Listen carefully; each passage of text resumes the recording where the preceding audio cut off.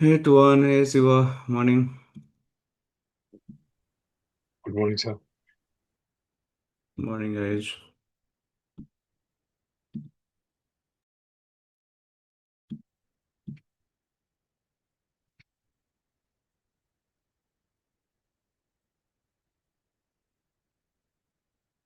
Okay, guys, so we are going to start today MPLS, right? So in CCNP, we just have to learn the brief of the MPLS as per the syllabus, but I will go in detail. Just we have to understand theoretically what is the MPLS operations, right? What is my labels, what is the LSP, what is the LSR, and why we need the MPLS L3VPN. But we are going to talk about not only theory, we are going to talk about the end-to-end concept of the MPLS. At least we'll try to understand the reason behind MPLS. Every operation we are going to discuss about. Along with that, we'll do the configurations, how RD is going to be configured, how RT is going to be configured, what is RD, what is RT. And at the same time, we'll try to create the VRF. So we'll understand the VRF concept as well. And also we are going to do that, different sites we have. So if they want to communicate with different VRF, so how they are going to communicate, that also we are going to discuss today. The session is going to be very insightful, guys, and I will try to explain each and everything very detailed. So if you have any doubt, just let me know so I can explain. So before we have to start, let me just turn on this labs because probably we need this C1 device.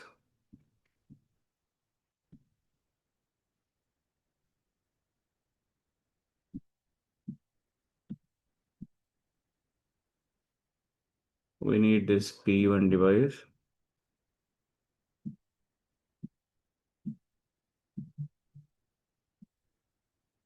P2 device,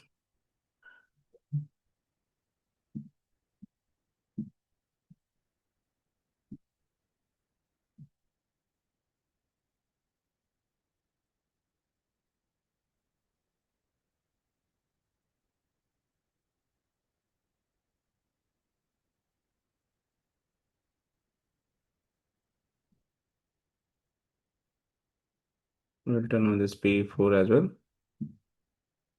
We require this P router. Mm.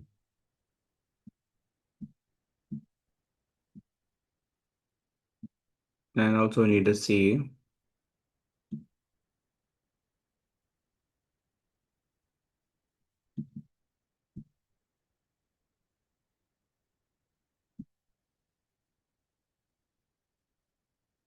And this also C we needed.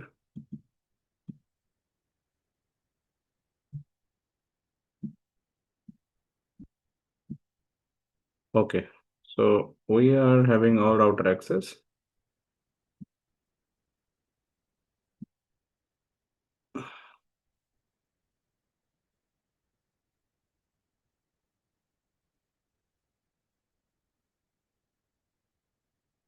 All right.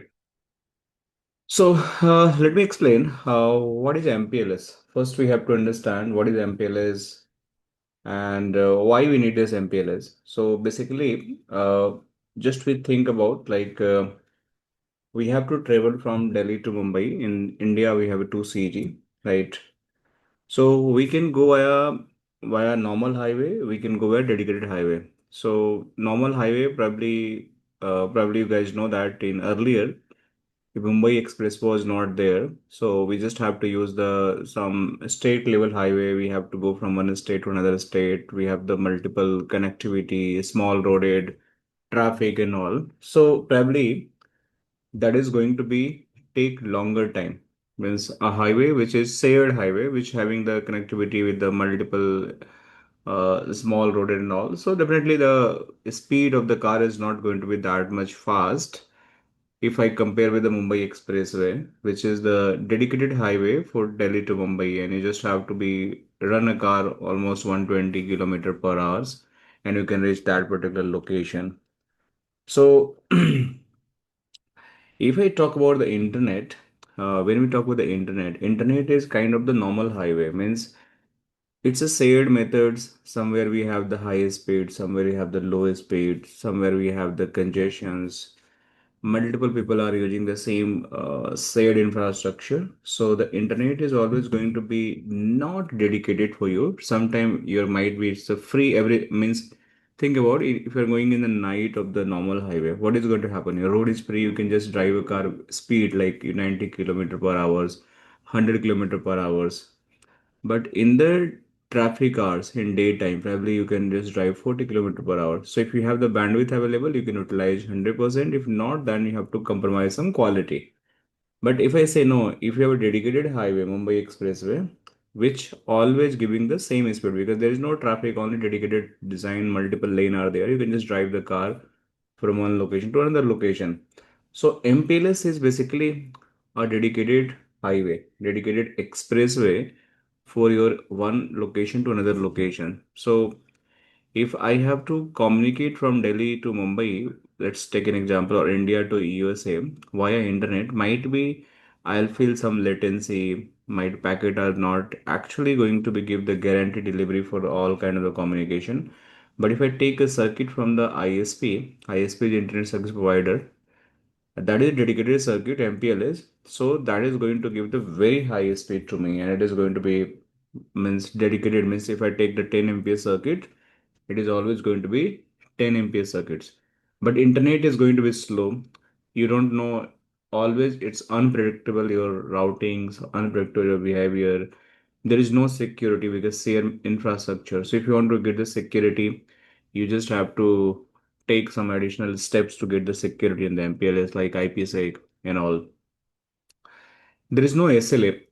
In internet, we not have the SLA because if you have the saved infrastructure, we never guarantee that what is going to be happen for your circuits.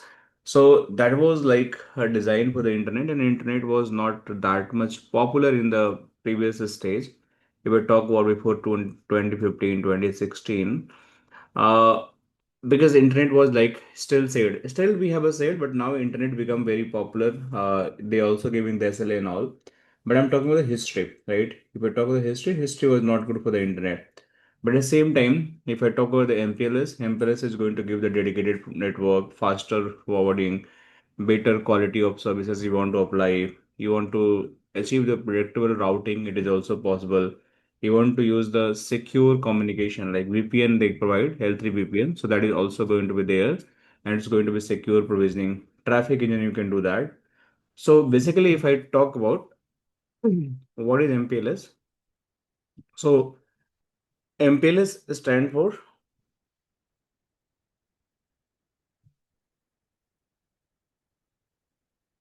multi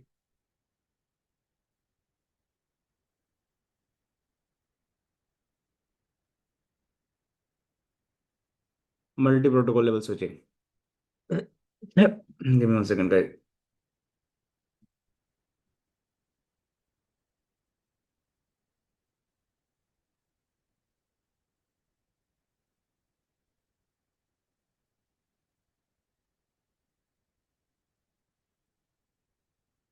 We have to give this switching. So this is MPLS. So what is multi-protocol level shipping? So we have the protocol. Sorry, guys. Give me 1 second.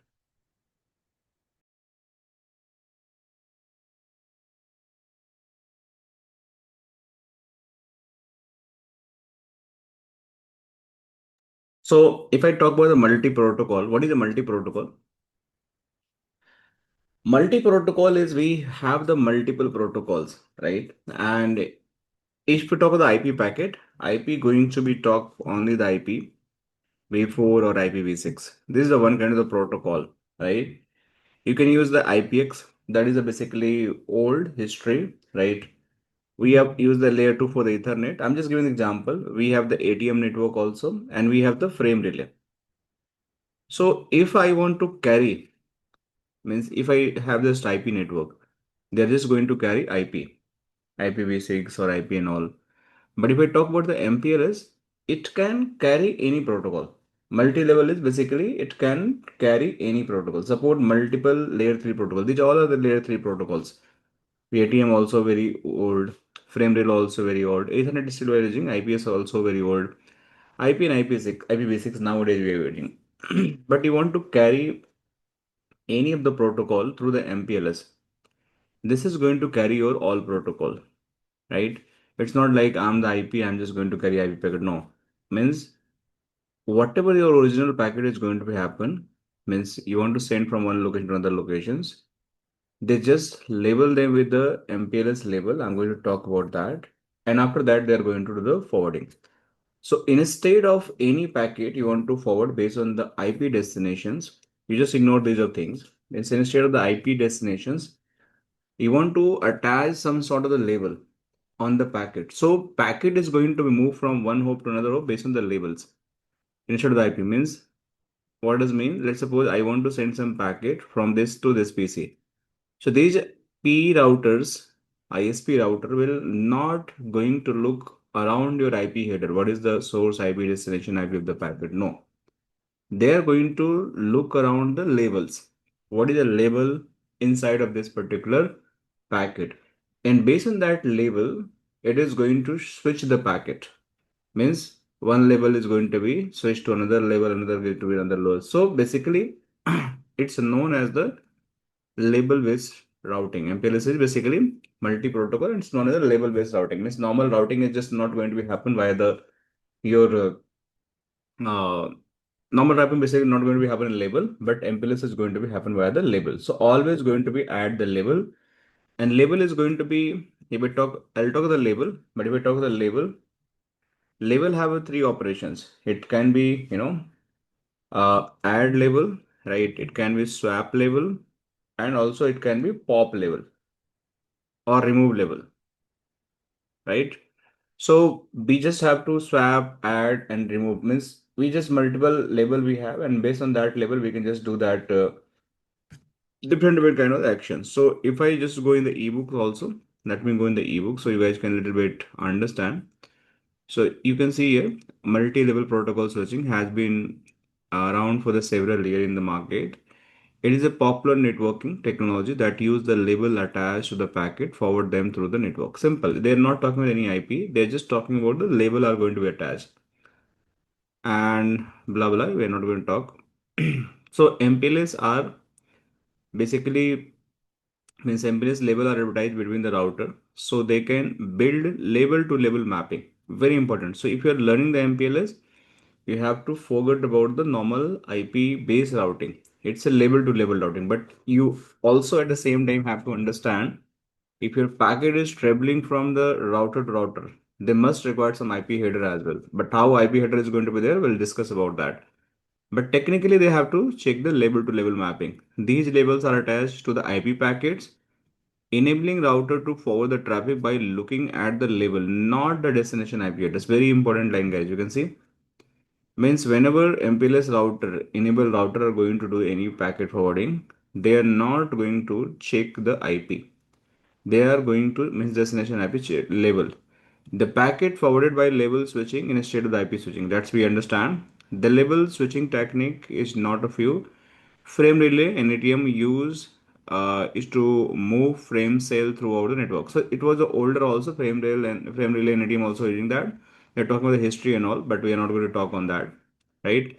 So they're talking about this all history. But let's talk about benefits of the MPLS. So as I mentioned that benefits of the MPLS is going to be basically your BGP core means your core is going to be BGP free. Means let's suppose I want to make the BGP between these all AS number. But if I not going to use the MPLS, we have to run end-to-end BGP for the all router. But if you are going to use the BGP, the one problem is going to be means one solution is going to be very easy for you. The BGP means core free means your core is going to free from the BGP means you just have to make the MP-BGP between the P to P, and they will exchange the packet. So you don't have to build any kind of the router reflector full massive network. So my probably are going to be get here. You can see border gateway BGP core free core. So core free means you don't have to run entire BGP for the entire. It's a small topology, but think about in ISP they have the hundred of routers.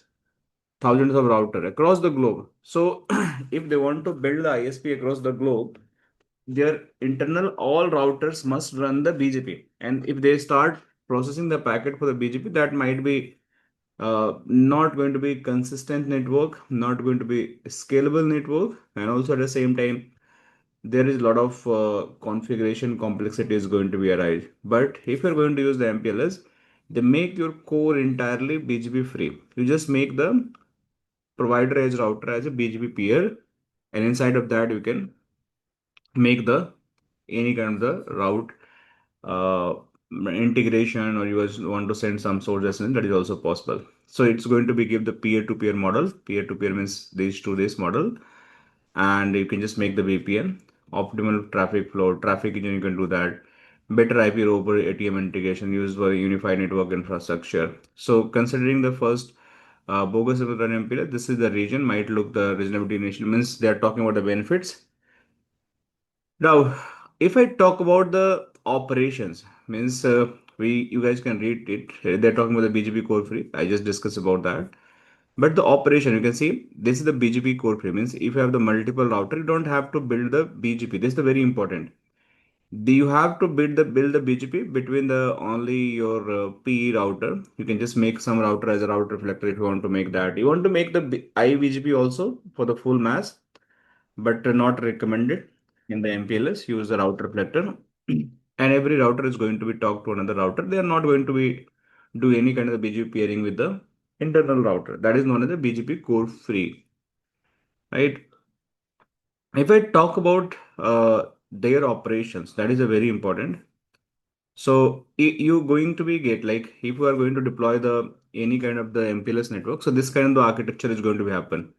Means any customer router is going to be there. Let's suppose this is a SCL customer, this is the Wipro customer, this is a AT&T customer, this is a Verizon customer, or might be the your HDFC Bank, Bank of America, right?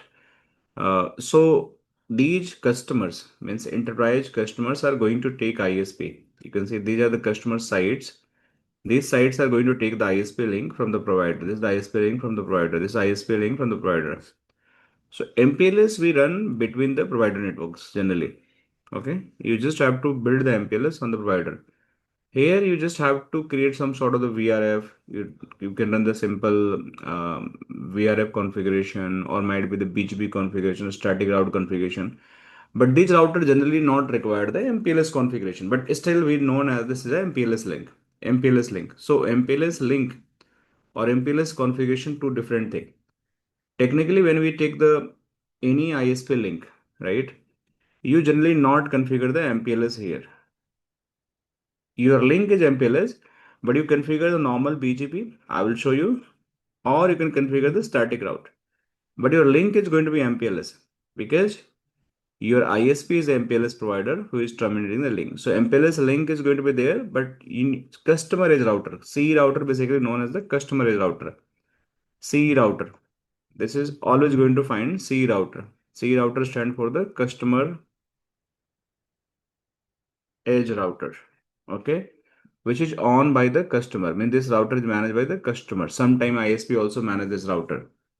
This is the again C router, customer edge router. But the provider edge router, you can see this is the P. This is known as the provider edge router. So in the all provider edge router, we run the MPLS. We have to run the level switching router. We have to create LSP. We have to create. We have to run the LDP. We have to understand what is the level switch routers and all. But in the customer edge, we never going to run the MPLS. But still, the link and Sir, a MPLS. Yes. question. So, okay, so on CE side, we have MPLS router. That's you said managed by always service provider. No, I mentioned that sometime managed by the customer. Most time we are going to manage by the service provider because Okay. some customer use the ISP routers, and they just uh, install their on premises, like you have the any broadband link in your home, so that you're not managing, right? So that is again a C router, technically C router, but they are not MPLS, they are broadband link. So if any issue you're facing, your ISP is coming and troubleshooting your router, internet connectivity, and they just fix everything. So you're not doing anything. But in enterprise infrastructure, some customer have their data center, they just install their own router and take link from the ISP. So in that case, customer manage the router, link managed by the ISP. Okay, Sakil? Yes, sir. Thank you. All right. So this is how you are going to make the your ISP network. So ISP network is basically your core. This is the MPLS network. They are the customer network. They are the customer network. They are the customer network, which are known as the customer edge router. And we have to do configuration for our core. So in our lab topology, this is going to be our core. This MPLS network, and we just have to integrate the branch, this one, this one, this one. These all branch we have to integrate, and we have to see how the traffic is going to be processed. The same topology I draw, but in different directions. But yes, objective is same. Now you can see if I want to communicate from the customer A to customer B, so your actual IP packet means you have to use the VRF. You can see there is a VRF. So provider A is always going to use the VRF. What is the VRF? Virtual routing forwarding. So if I talk about the VRF guys, we have to talk multiple concept, but one of the VRF is very important. So let's suppose this is my P router, right? And generally I'm talking about, not always, VRF uh, not on the C routers. Sometime we can configure VRF on the C router, but sometime we not configure C router. But most time, almost you can say always, on P router we can configure the VRF. So let's suppose this is my C router, customer edge router, and this is my P router. Let me put in this. Sorry.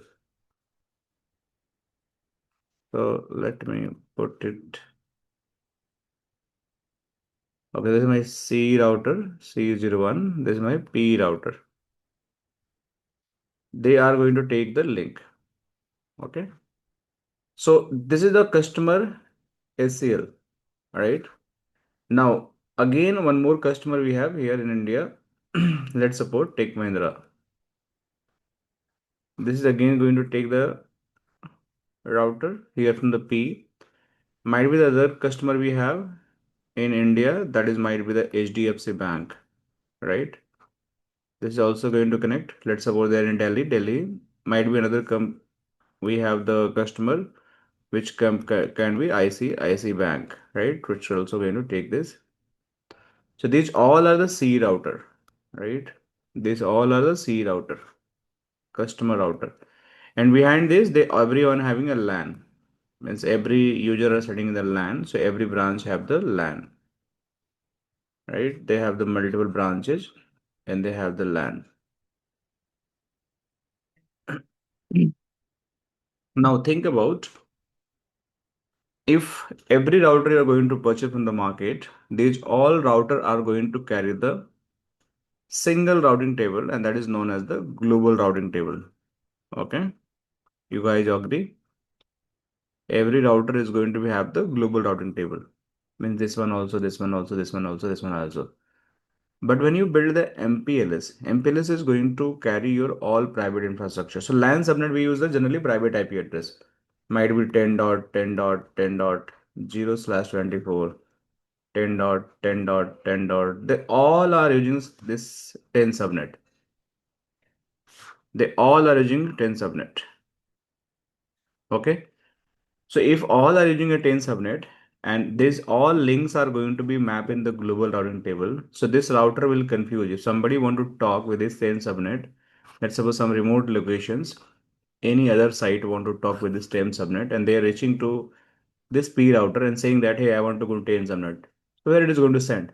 He will confused because he is also sending 10, he is also sending 10. So he will never come to know which is the legitimate routing to send the packet, and ultimately it's going to black hole or traffic is going to drop. So what happened? The problem we have in the global routing table, especially MPLS network, all customer are using the same private subnet, means almost similar private subnet. We have only class A, class B, and class 3. And if their traffic is going to map in the global routing table, that is going to be make the confusion. So to split the global routing table into different routing table, you use the concept as a VRF. VRF is the virtual routing forwarding. So virtual routing forwarding, what is going to do that? They will create the separate routing table for this one, separate routing table for this one, separate routing for this one, and separate routing table for this one. And one global is going to be also having this is the global GB I'm putting here. And this is for the my HCL LAN, this is for my TechM LAN, this is for my HDFC, this is for ICIC. So I have a different routing table, and these routing table are not going to by default exchange any routing to anyone. Means global is not going to talk to this one is not going to talk to this one not going to talk to that one. So this complete isolation. So VRF is method. If I have the physical router and I have the one single global routing table, and I want to split global routing table into the multiple virtual routing table, the VRF is going to be used, and VRF is technology which is going to be create that. So for customer, it looks like I have a dedicated router. And from there, let's suppose this is my again remote site is belong to my SCL. They can directly land in the SCL VRF from here and they can directly talk. So this is the private line. So they will never going to be disturbed to others. Similarly, if I take them have another side here, remote side, take them again. They have the another suppose routers. Means same router, just think about they have the connectivity, they can just talk. We have the another ICIC, they go and talk. Another SDFC, they can go and talk. So they will never going to mix the route. They will completely isolate the route. If you want to mix the route, we have a technique we can use, we can do that.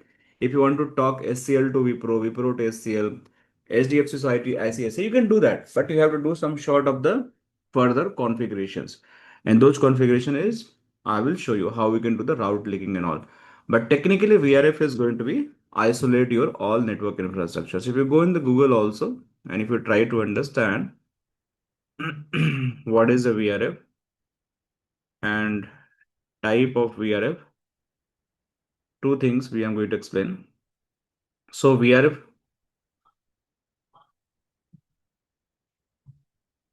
something else it is given.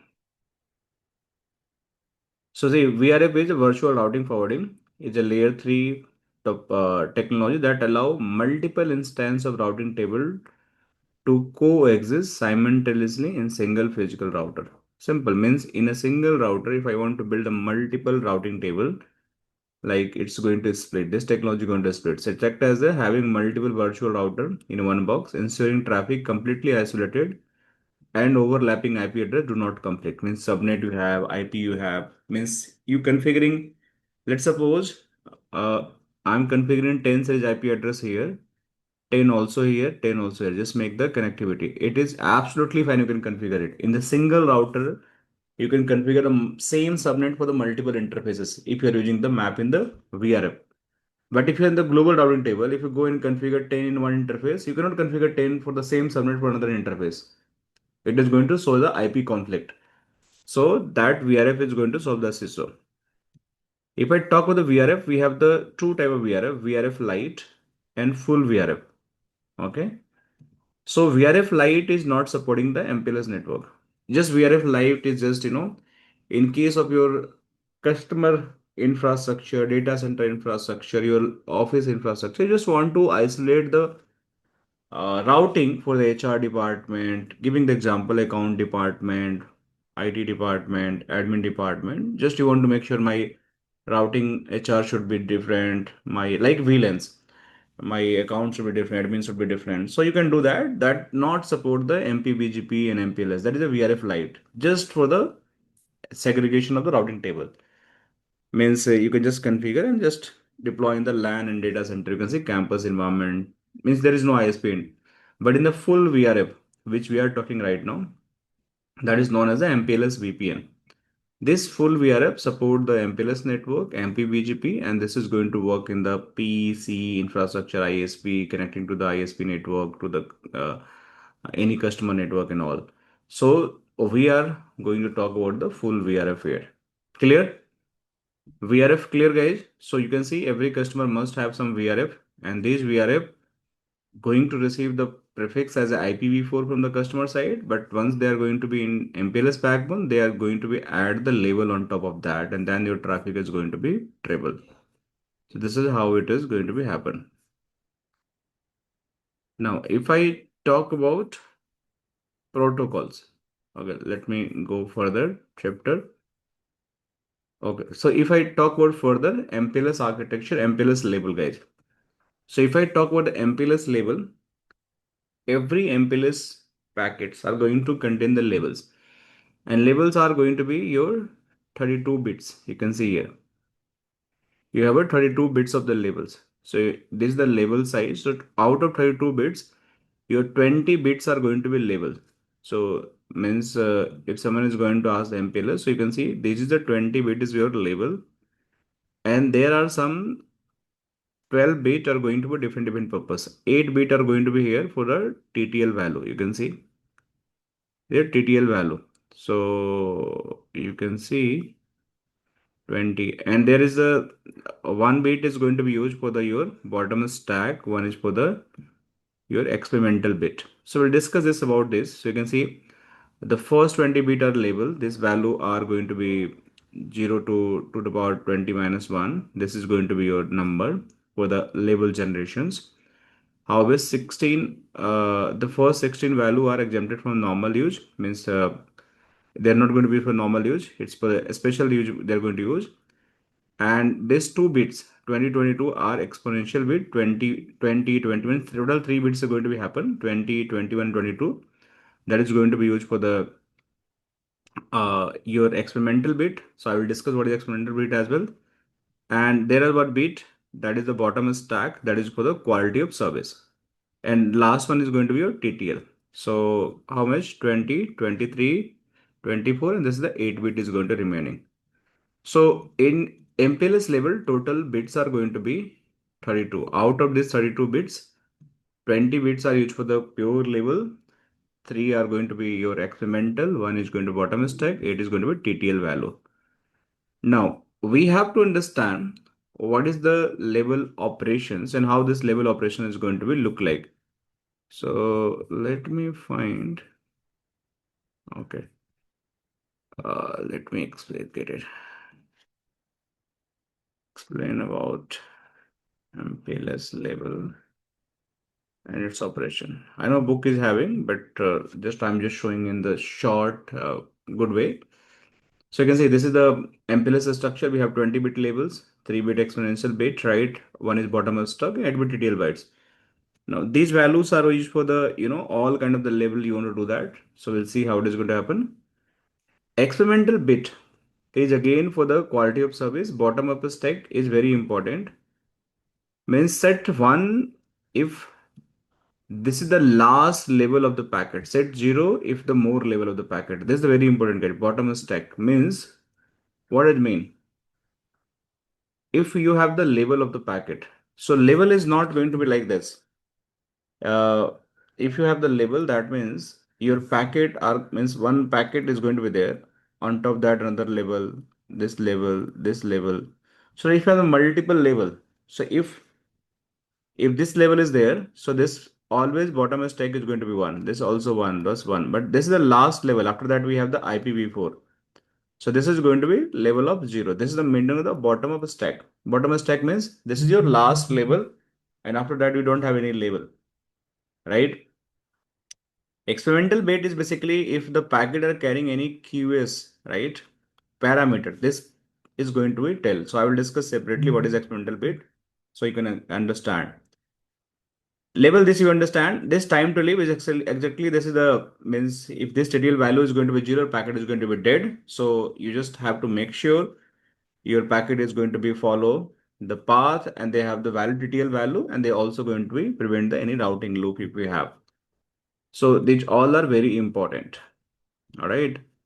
Now, if I just talk about the label operations, this is very important. We have the push operations, that is add I discussed. We have the swap operations, and we have the pop operation. So we just have to understand label operation. push, that is equal to add, swap, that is equal to change, right? And pop is equal to remove. So technically we have three operation of the labels. Means if any router is adding the labels, let's suppose I receiving the packet from this router. So I need to add the label. So this will perform the push operations, right? If this sending the label and this router just changing your original label to the new label. So that is known as the swap operations. Now this router is going to be again in the P and it's going to send to the normal IPv4 packet because see, this is a not MPLS router, I mentioned that. So this will not understand the MPLS. This will understand the normal IP. This is sending the normal IP, but your core having the complete MPLS network. This core is having the complete MPLS network. So if this router is sending the packet, it is going to send the IPv4 packet. This router having a responsibility to add the label. So that is known as the it is known as the push operations. See, push is basically add. This is the first thing. I hope you guys are understanding. Means IPv4 is coming. Let me write it here.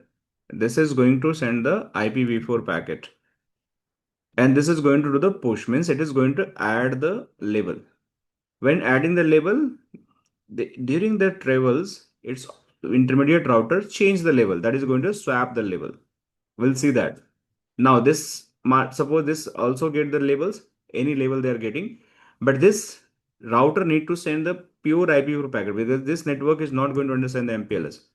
So he cannot he cannot send the MPLS label packet to him. It will not understand. So it will do the pop operation. It will remove the label. So this is the meaning of the pop, swap, and the push. Okay. So same thing if I go here and talk about so push operation, add the MPLS label incoming unlabeled IP packet. Same thing I discussed about that. Any packet is coming from the network that is unlabeled, that is known as the push operations. What happened at the ingress label router LER? I'm going to discuss about what is the LER, what is the LSP and all.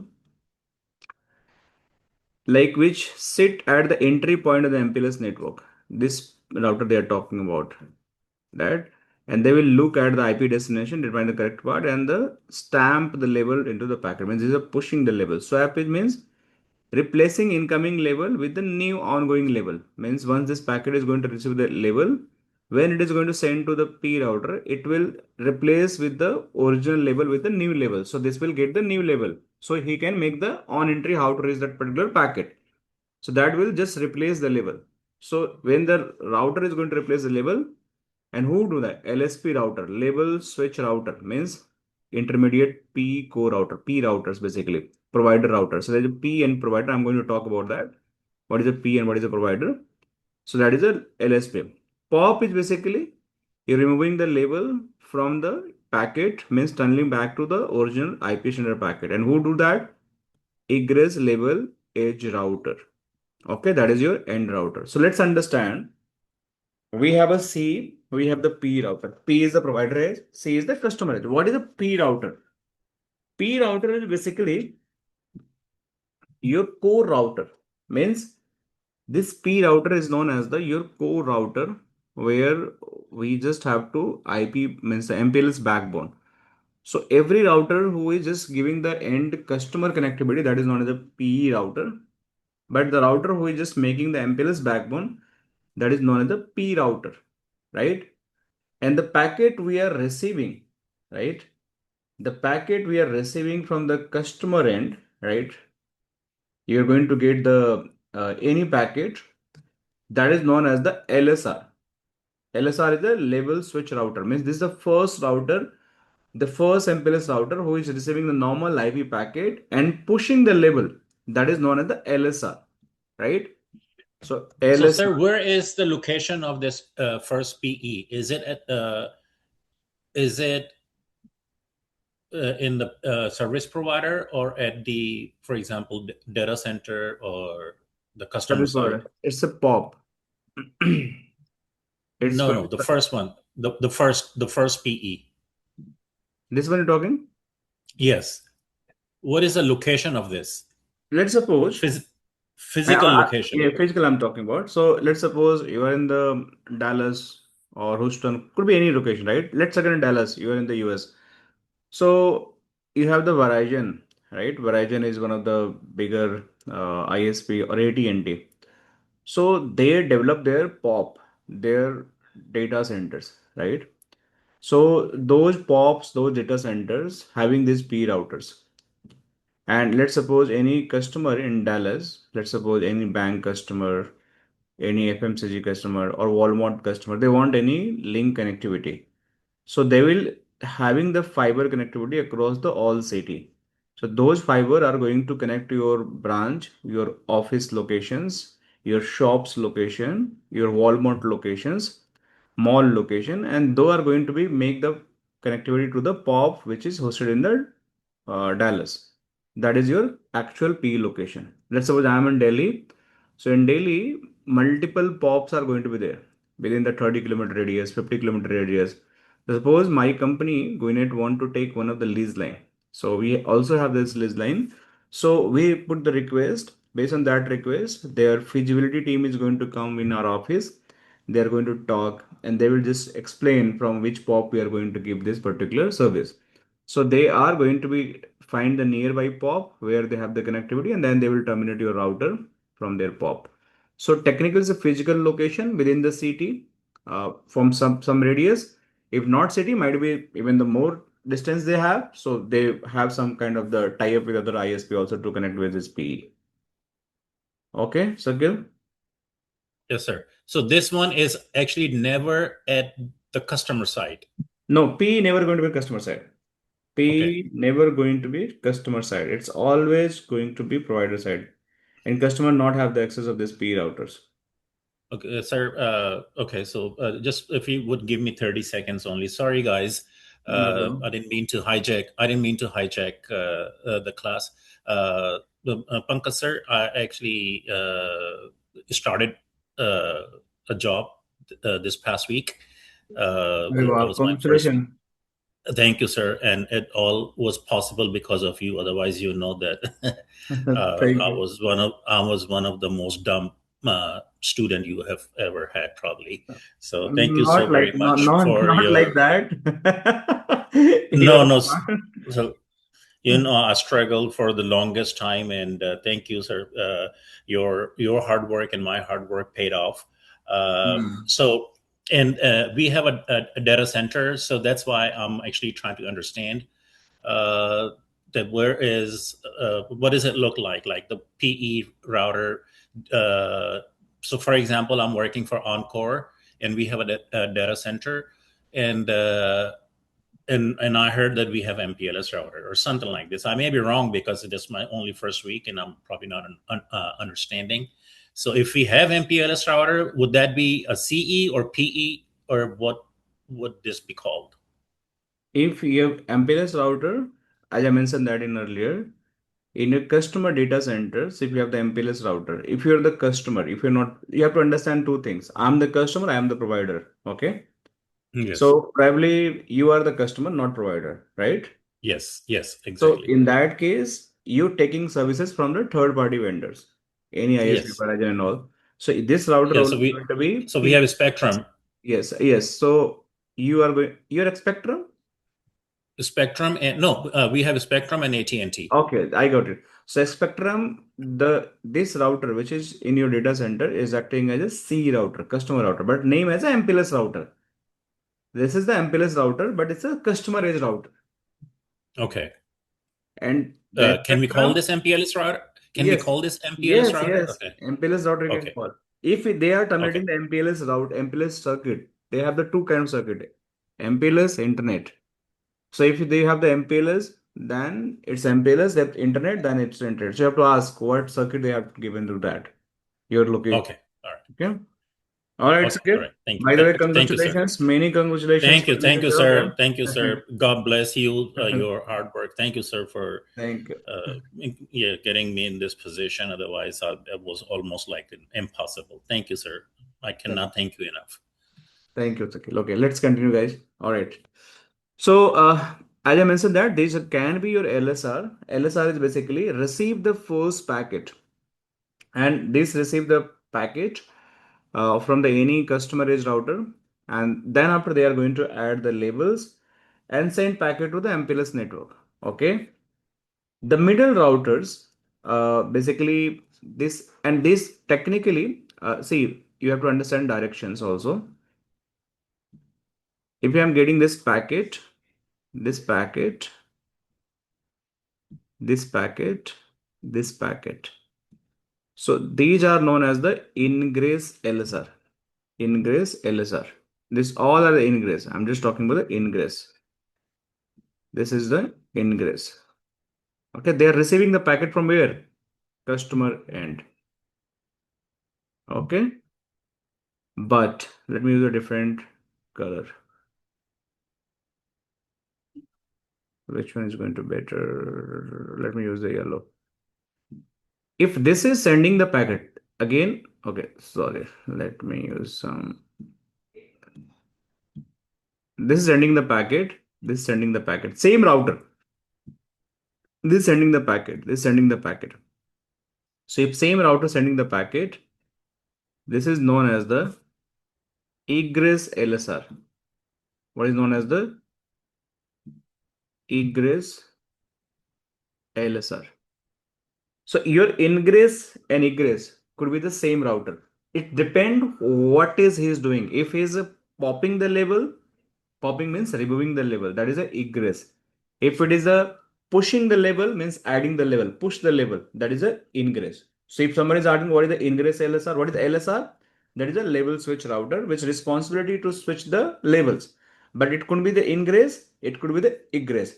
Egress is basically it's removing the labels or sending the normal IP packet. Ingress is basically adding the label on the normal IP routes. Now, in the middle, we have the intermediate LSR. Intermediate LSR is basically your transit router. Basically, they read the labels, swap the label, forward the packet, no IP lookup. So, in between, we have all the transit LSR. And also, if you're going to find this kind of the word, ingress label edge router, the same meaning is the your egress LSR. You're finding this word, your ingress label edge router LER, also ingress LSR. So don't be confused. Same meaning. If you go in the book also, you're going to find this technology. You have to understand the LSR. This is the LSR concept we have, right? LSP basically level switch path. So if I understand what is a LSP, so LSP is basically level switch path. So level switch path means one level is just going to change to another level, which I just explained. Level switch path is basically nothing. You are just completing the path by changing the level from one to another by doing the three operation: swap, pop, or what was the third thing? I just forgot. Swap, pop, and remove, add, and what was that? Push. Sorry, Swap. push. Yeah, push. Right. So ingress is basically going to push the label. Ingress. So let me summarize here. If ingress, if any, talking about the ingress label, right? So ingress LSR responsibility is to push the label, right? If I talk about the intermediate or transit LSR, that will swap the label. If I talk about any kind of the, what I can talk, uh, egress LSR, this is going to be your pop the label. Pop means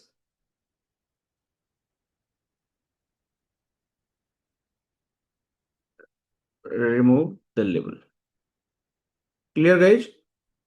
So this you have to take in your mind. So if I'm talking the ingress LSR, transit LSR, LSP is basically level switch path. So if you talk about what is LSP, even probably you just go to here. Let me go and explain that. I will discuss that also. What is the penalty made for popping? What is the LSP? So if you talk about LSP is a level switch part. It's a specific predetermined and unidirectional route that packet take across the MPLS network from entry to exit point. Means if your packet is going from this path to reach the destination, that is known as LSP, right? So this is the three operations we always have to understand. Now, you have to understand what is the layer 3 VPNs. Okay. In MPLS is also known as the MPLS Layer 3 VPN. MPLS Layer 3 VPN. So why VPN? VPN is basically virtual private network. So you should know what is the MPLS Layer 3 VPN and why it is going to be used. So if I talk about the MPLS Layer 3 VPN, means it is going to create the virtual private network. Means see, your P router is single physical router. Your links are also physical single routers. But you serving thousands of the customer as a private line, then how it is possible?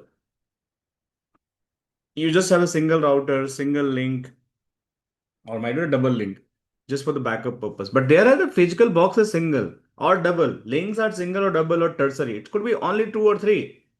Let's suppose assume you have a five links, but you have 100 customers, 1,000 customers. How you are doing that? So this MPLS VPN layer 3 technologies allow multiple customers to use the same provider backbone while keeping the each routing information isolated. That's simple. And that's the VRF technology is going to be used, and your MPLS concept level switch path is going to be used. So just make sure your complete routing is not going to mass with the one to another customer. So virtually, if I am the one branch, SCL, I am talking to my SL branch in the Delhi to Noida or the Delhi to Mumbai. It looks I have the dedicated line to talk to each other. Don't have any kind of the accessibility to other person or who can understand what traffic I'm sending, what traffic I'm just saying means receiving. So MPLS VPN is basically a technology which is giving the virtually infrastructures to make sure you have dedicated pipe to communicate from one source to another destination. And this is about the MPLS L3 VPN. Right? I hope till here you guys are good. You understand. Now let me see. We have So, sir, some we can achieve that with VRF. So we still need the MPLS VPN. I mean, of VRF. course we do, but just trying to See. understand. Okay, so VRF is basically you're going to do that, but you just have to make VRF end to end. You understand? If you have the 100 of the router, you have to create 100 of the VRF for the all router and you have to make the BGP configuration. But we understand this BGP is not going to be in the core of the your ISP network. There's a BGP Yes. for free. So we cannot Yes. go and create the VRF in the our P router. Else it is going to create a lot of problem to manageability. So you can do Okay. that. You can create a VRF end to end for the one customer, but that's not a scalable network. So that's why we still use the VRF, but this is going to directly exchange route to another VRF to directly P to P.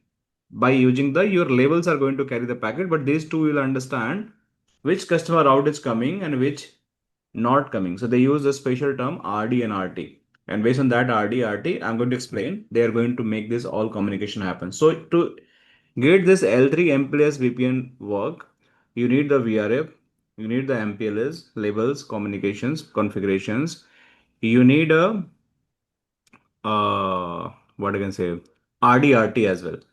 Means route distinguishing and route target to exchange the route as well. Okay, Sakil? Yes, sir. All right.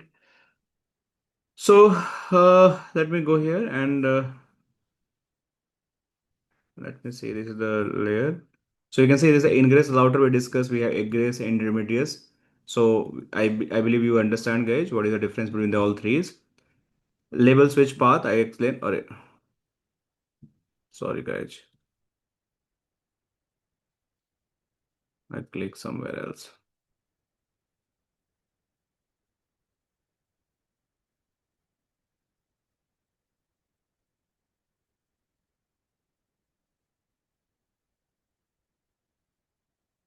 Okay. So we understand label switch path as well, and we understand this entire means the your intermediate LSR router are going to be act as a end-to-end is known as a level switch path, right? And this is going to make Forwarding table I'll discuss about. Label distribution we have discussed. So let me see what I can explain else. Label, yeah, we have to say LDP protocols now.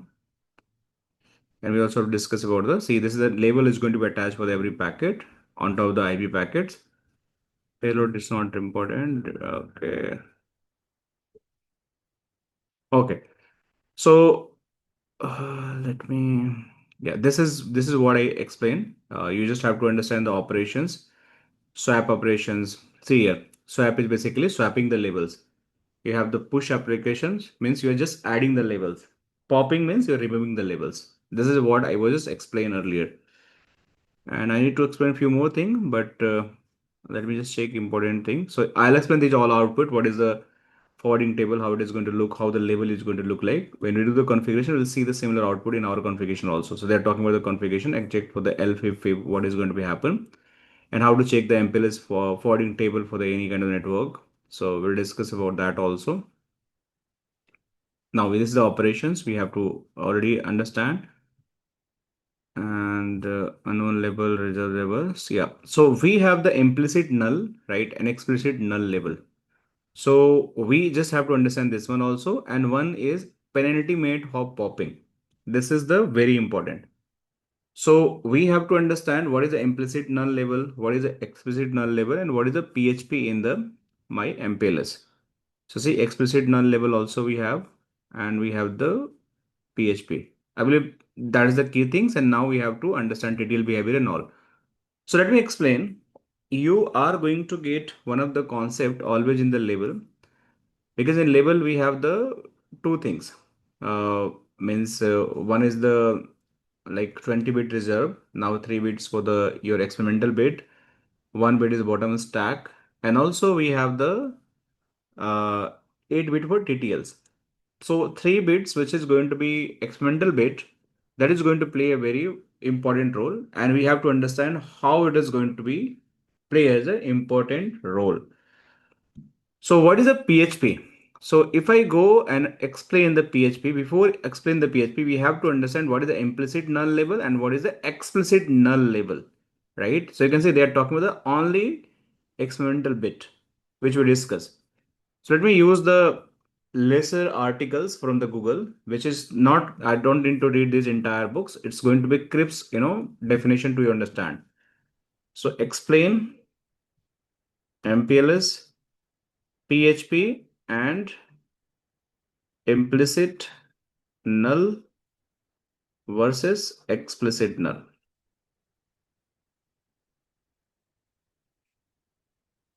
So probably you are going to be difficult to understand what is the meaning of the PHP. Okay, but let me read out for you everyone. So just for awareness, you guys can also do research on the Google.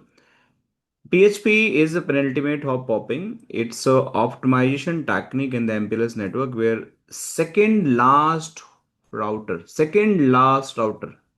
This is very important. Remove the MPLS label before sending the final exit router. Okay.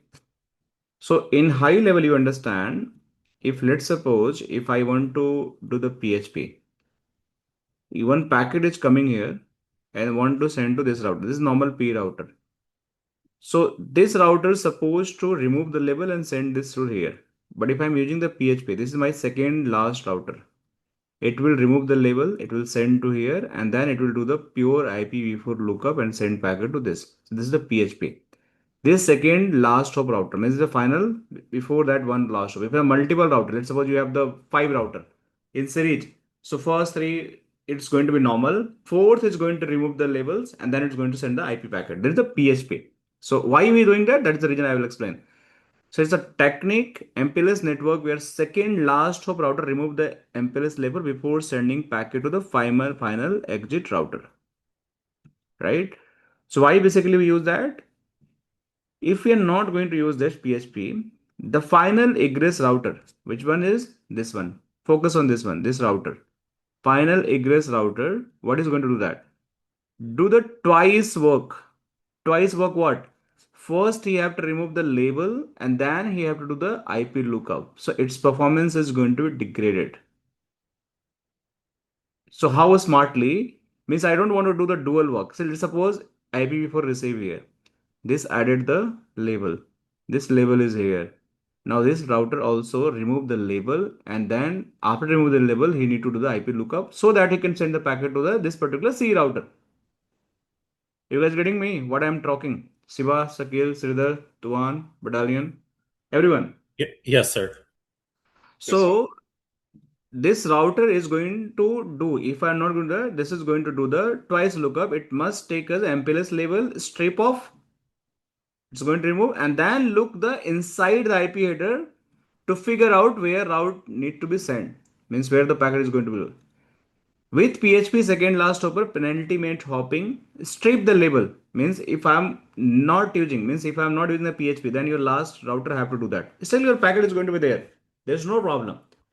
But if you are using the PHP, then this MPLS removal is going to happen on this router. This router is simply perform the IP, single IP routing lookup. So your time is going to be saved. Your performance is going to be greater. To control how the penultimate hop router handle this, the egress router advertise a special label called the implicit null or explicit null. Means how this router will come to know I need to do the this router will do the like PHP or this router will do the means this router will do the both. How it is going to happen? So any ingress router is going to be advertise the packet. It will set the special label that is known as the either implicit null or explicit null. So if it is going to be to the implicit null, right? Means what is mean implicit null? So implicit null is this label again label 3 means we have the label 3 packet are going to be there, 3 bytes are there. In this case, what is going to happen? This tell the penultimate or router completely strip of the MPLS layer before forwarding the packet. And what is saying? The packet travel over the final link as a standard native IP packet, no MPLS header.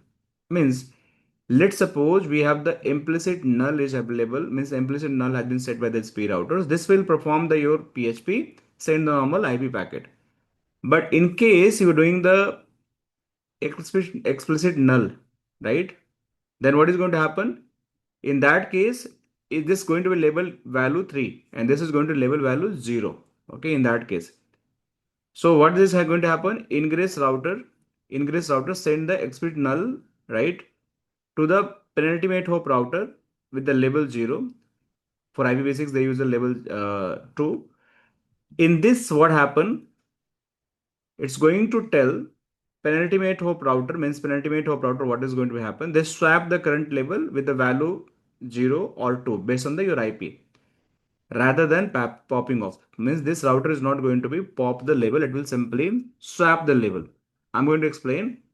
And then it is going to send to the final router, final link with the MPLS header, and then it is going to be get the information. So why we are doing that? That we have to understand. See,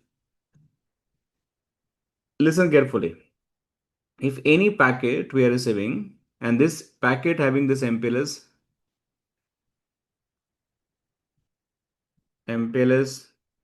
label, it's a little bit confusing, but let's understand. We have this packet experimental bit. This packet is going to be for the just for the any kind of the QS.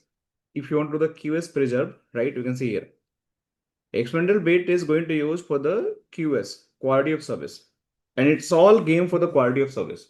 You want to preserve or not preserve. If you want to preserve, right, then you have to use the explicit null label. If you don't want to preserve, then you have to use the implicit null label. Means if you want to end-to-end QS, means quality of service, means any services I want to give the end-to-end bandwidth as per my company requirement, then I need to use the implicit null label. But I don't want to preserve this QS, then I need to use the explicit null means label. And that is a game of this. You can see here, you can find that because the MPLS header is a completely removed, any quality of service marking stored in the MPLS experimental bit are lost at the final link. because you're removing everything here. So your QS is means your label is removed. This router is never going to come to know what was the QS value. It's going to get plain IP packet. So that's why if you are using the QS, you should not do implicit null for the your any kind of the popping, removing the label. Means PHP is not going to happen at this level if you are doing the QS. If you are not using the QS, then you can do that. If you are using the QS, then you have to send your original packet with the label and the IP. And for that, we have to use the explicit null here, right? And this is going to be egress router must still look the MPLS label and remove it. Then it's perform the IP lookup because it is going to preserve your QS bit, right? So if you just go here and understand.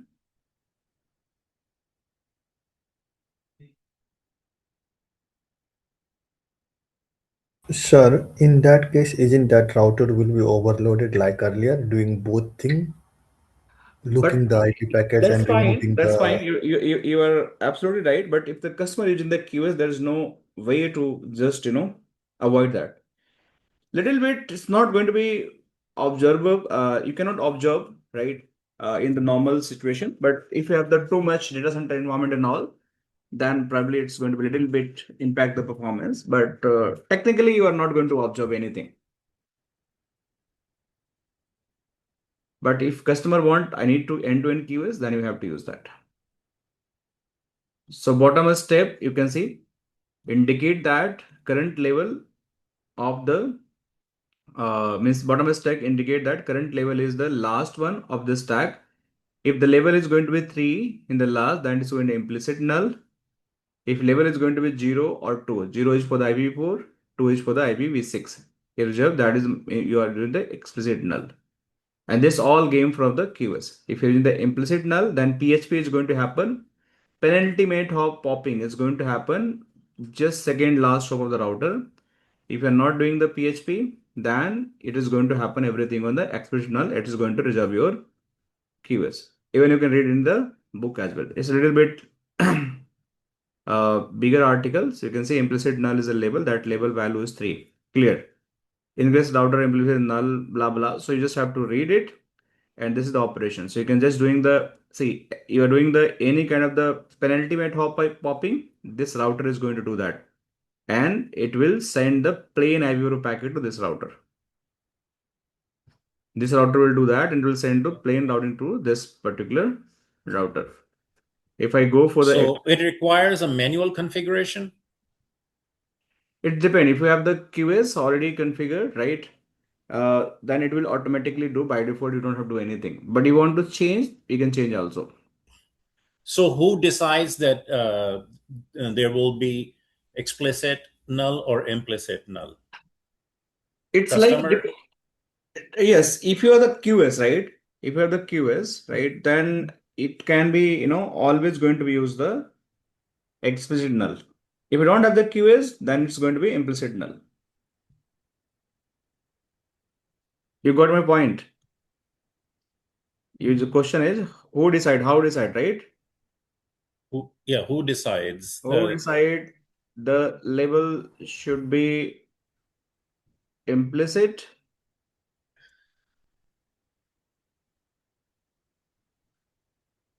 null or explicit null?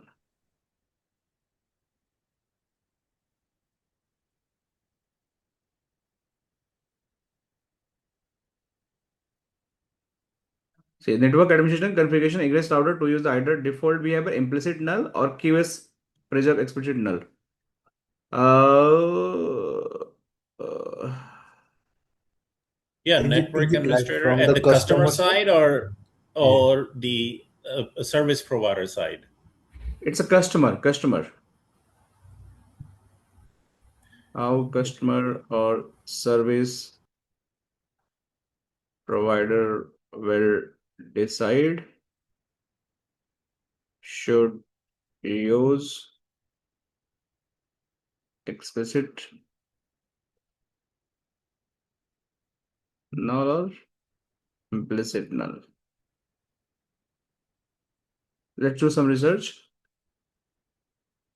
Decided whether to use implicit or null as they know operate the backbone. End customer typically has no say visibility on this. Service providers choose the miss. See, customer is going to tell I need to preserve the keywords, right?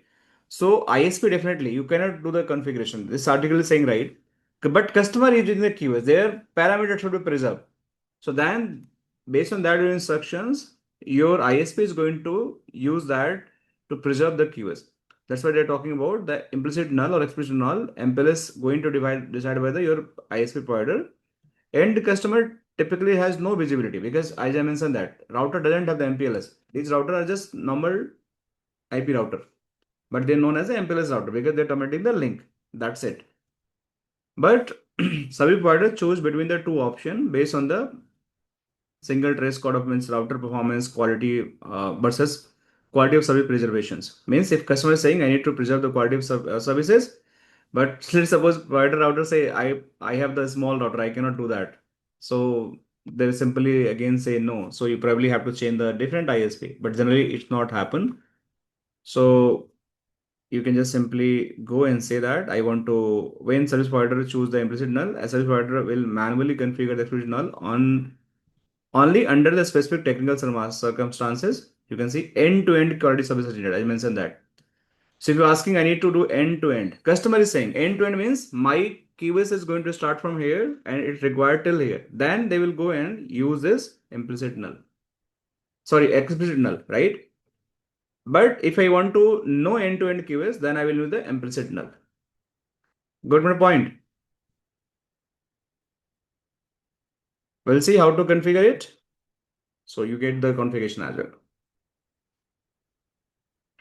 You just have to use this configuration command on the routers.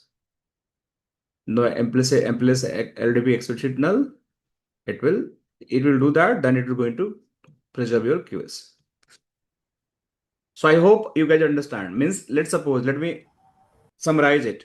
If I'm the customer, okay, and I want to preserve my end-to-end QoS value for the voice traffic. You guys know the QoS value for the voice. If they go for the QoS calculator, image, you go there.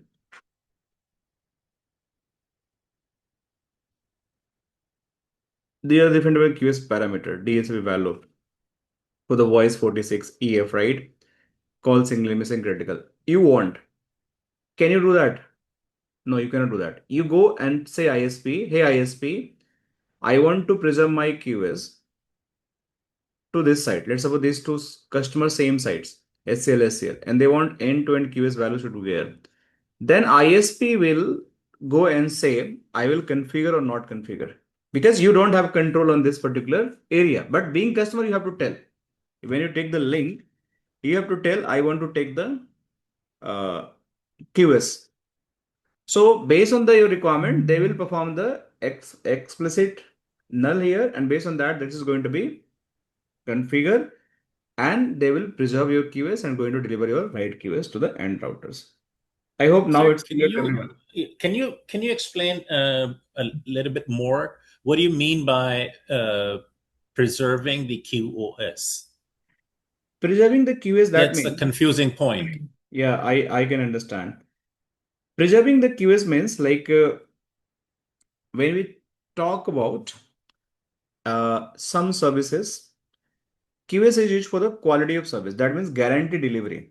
Guarantee delivery means, let's suppose my application sitting in some site or data center. Let's suppose I'm in the branch location and my data center is sitting in some kind of the voice server, telepresence server, some kind of the static server. And in the office location, when I'm going to talk to my voice server or my static server, I want to give the guarantee delivery of the bandwidth. Means my bandwidth should not be compromised. If I'm accessing my voice, if 10 Mbps, so 10 Mbps should be there. It should not be tampered by other people are using the other application, which is killing my bandwidth. If I'm in the office, some people are doing something, I don't care. But if I'm just accessing my Citrix and I want to take the end-to-end guarantee delivery, then QoS is going to preserve that end-to-end, that bandwidth for your communications. So that is the QoS. QoS is basically allocating the bandwidth end-to-end for you. Okay, so you can just go and research here. What is meaning of preserving QoS in MPLS network? So you're going to get similar kind of the output. Say in MPLS network, preserving QoS means ensuring that priority marking packet are never lost or ignored in travel from entry to exit point. Means you have the guaranteed delivery. You understand? Means whatever the bandwidth you have, no slowness, no delay, no lost. Means if QoS is not preserved, high priority packet like voice call, video conference, and critical financial transaction might be treated as a standard packet, low priority traffic way. At last of means it's going to be dropped if there is a congestions. So you don't want to get congestion for any critical traffic, make it the priority and preserve the QoS. So end to end your bandwidth is going to be same. This is how, and this is a DSA marking which I was showing earlier. Clear, Sakil? It makes sense a little bit to you? Yes, sir. Thank you. All right. All right. So I believe we understand this all things, MPLS operations. Okay. Now we have the LDP. Okay. So that is the one more important. LDP is the one of the protocol, TDP and LDP. What is the MPLS protocols? So MPLS protocol is MPLS, that is the LDP and TDP. Means if I want to build the MPLS, we are going to use the protocol LDP. This is known as the label distribution protocol.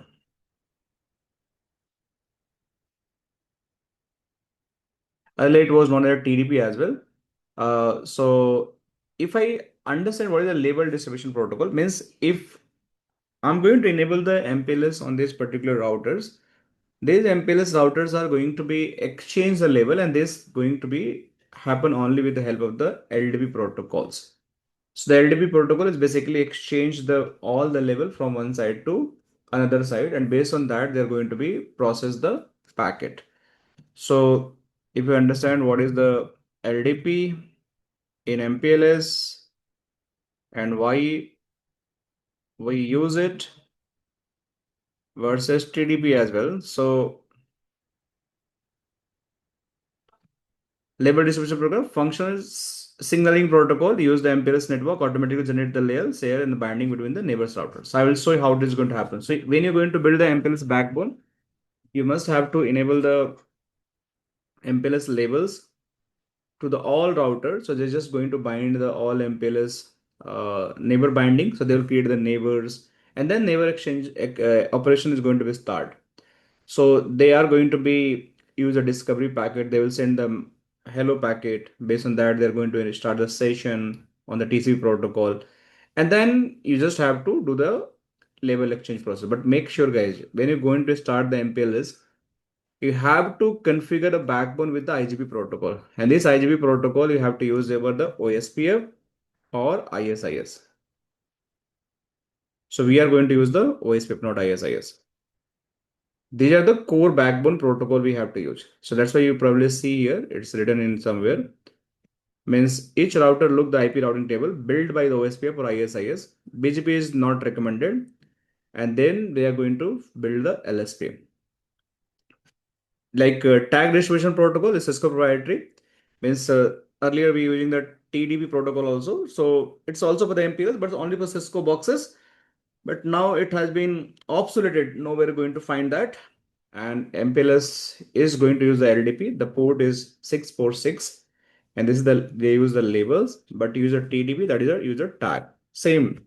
But LDP is going to be support to all vendors, not only Cisco. So everyone is using the LDP. Nobody is using the TDP nowadays. Okay, so that is also clear. This all we understand. So we understand PHP, we understand let me see. What are the key concept of MPLS? Just need topic names.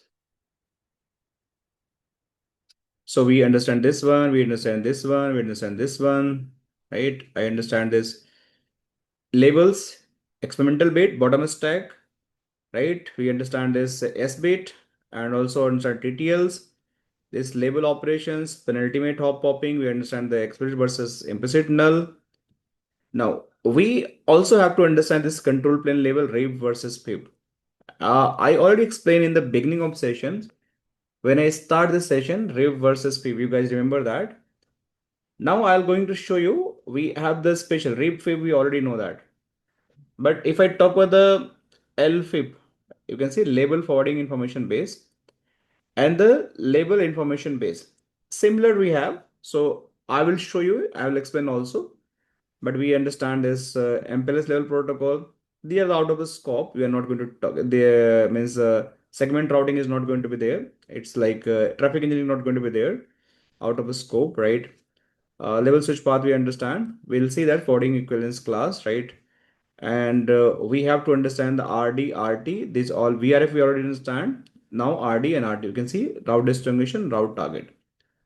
So if I explain this layer information base versus this one, right? So it's similar to the what we understand for the RIB and FIB. The label information base is basically it's a control plane. Means every label is going to be contained. I show you in one of the ebook output. I believe somewhere. I believe somewhere it was there. We'll see in the output in the router when I do the configuration. Don't worry, I'll show you these all things. Lib is a master repository value where all MPLS label assignments similar to the FIB means every your possible route is going to install in terms of the MPLS label in the lib table, label information base. But FIB is going to be high speed table that router uses automatically forward the incoming label means similar link is contain only the best label mapping. We understand now here I just explain. RIB is collection of all possible route. FIB is the best route collections. Similarly, lib is basically your collection of the all possible labels, how to switch the packet and all. But if you talk about the LFIB, LFIB is basically high speed. You can see absolute best route label mapping chosen by the FIB. Means it's create from the lib only, not FIB. This LFIB is going to create by the your lib, and this is going to just select the best path just to high speed doing the traffic forwarding, and this is always going to build by the your lib table similar to the rib and fib. They are just going to create, and based on that they build the LFIB and also they create the lib. Clear? So this is the one thing. So you can see here control plane learning, data plane forwarding, just based out all labels from the all neighbor, only the best label are active path, very large, small optimized, right?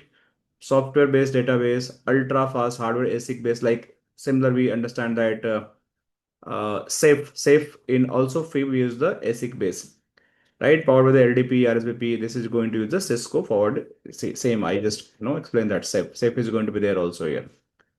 So this is the your uh, uh, label information and the your forwarding information base. All right. If I explain this forwarding equivalence class, right? So this is again just packet forwarding methods. Means forwarding equivalence class is the it's going to be decide how to forward the packet. Means it's all operations. You can see how it's work when regular IP packet enter the MPLS network. The same operations we discuss about that. Ingress router. Evaluate the packet attribute once determine the which FC packet belong to map of the FC specific MPLS level. Means basically what is going to happen. In short, if I just explain that, uh, you guys will not understand right now. But you just think FC is going to make sure entire operation which level need to be added, which level not need to be added. If I just explain in short.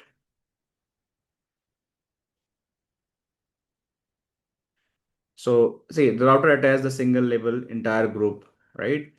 It's going to be switching core router, ignore the IP address, look only the level forward packet, treating the very packet as the FCR means just all operations. It's going to be happen through the FC forwarding equivalence class. So I will show in the output. I will explain the more better way so you guys will understand. So for time being, you don't have to worry about that. Now, what else? We discussed Dell here. Now we just have to discuss two things: route target and route distinguisher. Okay. So we have to explain. We have to understand route target and route distinguishers. That is a final discussion we have pending for this particular MPLS. So what is the route target and what is the route distinguisher? See, probably if I explain right now, you're not going to understand. But anyhow, I have to explain. You have to watch this discussion carefully. Almost we did 1.5 hour theoretical discussion, and these are very insightful. And a lot of things we have discussed about the MPLS. And these are all the story. There is no practical we have done till now. We have to do the practical as well. So route target, as I mentioned beginning of the our session, every customer are sending the similar prefix.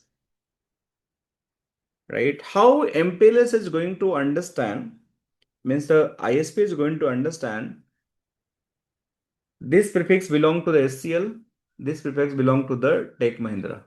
They all are getting the similar, might be the same VRF, they are going to get that. Also, it's possible. Some route are going to be exchanged from one VRF to another VRF as well for the same subnet. How they are going to understand? So route distinguisher is going to be make any IPv4 prefix as a IPv4 prefix to VPN v4 prefix. IPv4 to VPN v4. And that VPN v4 only travel in MPLS network. No IPv4. So the moment you're going to attach the RD value on the any IPv4 prefix, that is become your VPN v4 prefix. So RD is basically, if I go here, see, RD is basically route distinguisher. Is, as I mentioned, the problem is different customer company might be having the exact private subnet IP address in their infrastructure, like 10.192. Both customers send the route to the service provider. The provider core router will get confused. To whom I need to send? This is the problem. Means everyone is going to send the same IP. The router is going to confuse to whom I am going to send. In that case, they use the special RD value with the every route that is going to be 64 bits, right? Total, how many going to be happen? 32 bits is going to be your IPv4. 64 bit is going to be your RD value. So it's going to be 96 bit total value is going to happen. Means your original IP packet is 32 bit. Now on top of that, you're going to add the 64 bit RD value. Then your total address is going to become 96 bit, and this is going to become VPN v4 address. So every customer have the different RD value. With the same prefix, they have the different RD value. Means customer A having the 100, customer B having a 200, customer C having a 300. So those all are going to be used, and based on that, they are going to create the VPN. So this is going to make your unique prefix in your MPLS core network. Means even I have the same subnet for the all customer, RD is going to attach on top of that, and they're going to become a unique subnet. Clear? RD, so route distinguisher, basically making the same prefix as a unique for the per customer by adding the 64 bit new address, that is RD value. So I will do how to configure the RD value. Now, RT is basically, it's going to control your route distributions. Means, let's suppose if I have a VRF here, another VRF here, I want to exchange route from one VRF to another VRF. Means route linking, I want to do that. One customer route, I want to link to another customer. One ISP to another ISP. So you can do that via your RT value. RT is basically route target. And it's extended community. Somebody is asking, I think Dinesh, you're asking, right? What is extended community and all? So that's why I park this in BGP community. So we'll see how this community is going to happen. And there is two term: export RT. Means export means you're sending something. Import means you are receiving something. So RT is going to transporter, means it's going to link the route from the one to another subnet. This is your export and import RT. So this is the RD and RT that we are going to be do that configurations. Clear? Till here, everyone? Now we done a lot of theoretical concept. Let's have the 10-minute break and then we'll build this lab today. At least we are going to do some MPLS configuration and all. So let's have a 10-minute break and then we'll continue this journey. Will it fine, guys? Everyone? Hello, guys. Yeah, Hello, hello. all Yes, good, sir. sir. Yes, sir. Okay. Just 10-minute break and then after we connect again. All right. Thank you.